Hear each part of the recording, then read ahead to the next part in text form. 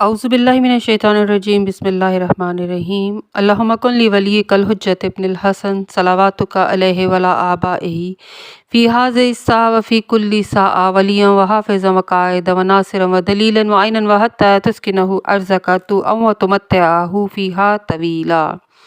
अस्सलामु अलैकुम सामीन, हमारे चैनल ज़िक्र उला में खुशामदीद। मैं आज आपके सामने अल्लामा लाजपाल हुसैन की तसनीफ़ सवार नफ्स कैसा होना चाहिए से इक़्तिबास पेश कर रही हूँ, जिसका बुनियादी मकसद आपकी खिदमत में ऐसा इल्म बयान करना है जिससे लोगों में ऐसा शऊर बेदार हो कि जिससे शयातीन की चालों, हरबों और गुमराह कुन ख़यालात से बचा जाए। अगर आप इस किताब का मुकम्मल मुताला करना चाहें तो इस किताब की PDF को हमारी वेबसाइट www.idarakhatamulauliya.com से फ्री इंस्टॉल कर सकते हैं। हकीकी शिया कौन है? शिया और मुहिब में क्या फ़र्क है? एक शिया के किरदार की खूबियाँ क्या हैं? इमाम मासूम का पसंदीदा नफ्स कौन सा है? लोगों की कितनी किस्में हैं? एक शख्स ने हज़रत इमाम हुसैन अलैहिस्सलाम के पास आकर कहा, ए फ़र्ज़ंद रसूल, मैं आपके शियों में से हूँ। इमाम ने फरमाया, अल्लाह से डरो और ऐसी बात का दावा ना करो जिसमें अल्लाह तुझे झूठा कहे और दावे में हद से बाहर निकल जाओ। बेशक हमारे शिया तो वो हैं जिनके दिल हर किस्म के धोखे और फरेब से पाक हैं, बल्कि तुम ये कहो कि मैं आपकी हिमायत और मोहब्बत करने वाला हूँ। इस हदीस पाक से ये तो साबित होता है कि शिया अली एक ख़ास मर्तबे और अज़मत के मुकाम का नाम है, इसलिए शिया और मुहिब में फ़र्क है। किसी ने हमारे मासूम इमाम से सवाल किया था कि मुहिब और शिया में क्या फ़र्क है, तो आपने फरमाया, मुहिब वो है जो हमें चाहता है और शिया वो है जिसे हम चाहते हैं। लिहाजा इस बात से ये वाज़ेह हुआ कि शिया एक ऐसा मुकाम है कि जो इमाम पाक की चाहत का मुस्तहिक है। लिहाजा शिया जो इमाम की निगाह में महबूब है तो यकीनन उसके नफ्स में ऐसी खूबियाँ और सिफ़ात पाई जाती हैं कि जो पसंदीदा हैं, यानी ऐसा नफ्स के जिसके किरदार आला इक़दार इख़लाक़ मुहम्मदिया से मुत्तसिफ़ होता है। अगर हम ये कहें कि मुहिब वो है कि जिसके नफ्स में वो खूबियाँ और कमालात नहीं, ऐसा नफ्स जो बहक सकता है, ऐसा नफ्स जिसकी तहारत और तकवा और इल्म व मार्फत निगाह इमामत में इस कदर ज़्यादा हो कि शैतान उस नफ्स पर चाल ना चला पाए, तो वही नफ्स सवारे इमाम के लिए पसंदीदा है कि जो रिज़ाए इमाम की खातिर जान, माल और इज़्ज़त तक कुर्बान करने को तैयार हो जाता है। यानी मुहिब का सवारे नफ्स शैतान हो सकता है, मगर हदीस की रूह से इमाम उसी को चाहेगा जो इमाम की अताअत पर अमल पैरा हो। लिहाजा शब आशूर इमाम हुसैन अलैहिस्सलाम ने जो चराग बुझाया, तो इल्लामा अब्दुल अली हरवी तेहरानी की किताब मवाइज़ा हुसना में लिखा हुआ है कि इमाम के क़याम में 3000 अफराद मौजूद थे। इनमें से फ़कत 100 से कम अफराद, यकीनन 65 के करीब वो थे जो अपनी जगह पर कायम रहे।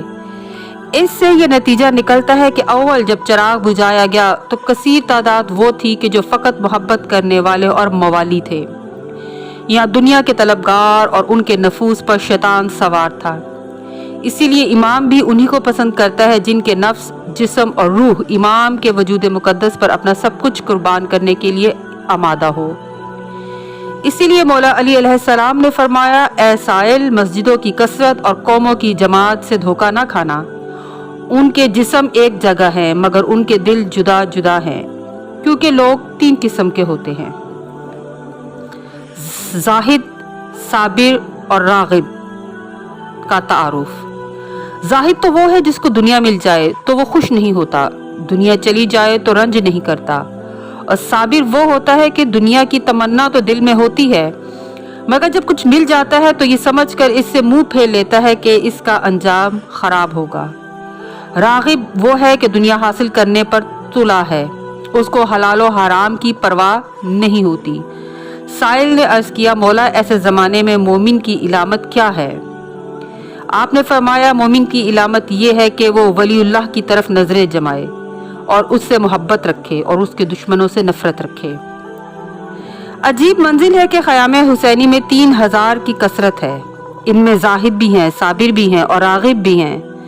चराग बुझने पर जाहिद और साबिर अपनी जगह पर कायम रहे और रागिब दुनिया के लिए इमाम को छोड़कर चले गए, और जो बाकी थे वो ऐसे मोमिन कामिल बन गए कि इनकी निगाहें वली ज़माना पर जमी हुई थीं। जिस्म, नफ्स और रूह तीनों अरकान रज़ाए इमाम के हसूल की खातिर गुलामी पर आमादा थे। लिहाजा अगली मंजिल पर इनके नफूस जब कामयाबी से हमकिनार हुए तो नूरे इमाम कलूब में सरायत कर गया। यानी 9 लाख वो है जिनके नफूस पर यजीद की चाहत सवार थी, और 72 वो कामयाब गिरोह है जिनकी मंजिल इरफान इलाही है।